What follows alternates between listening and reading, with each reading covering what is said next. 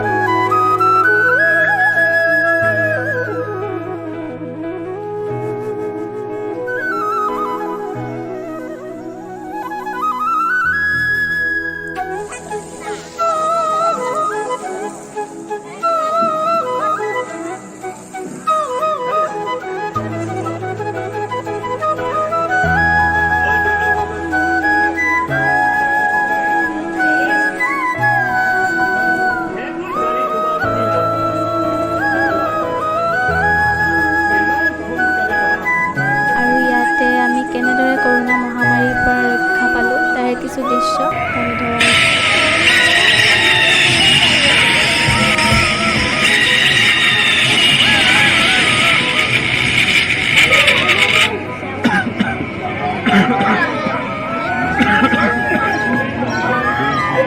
आज रात 12 बजे से संपूर्ण देश में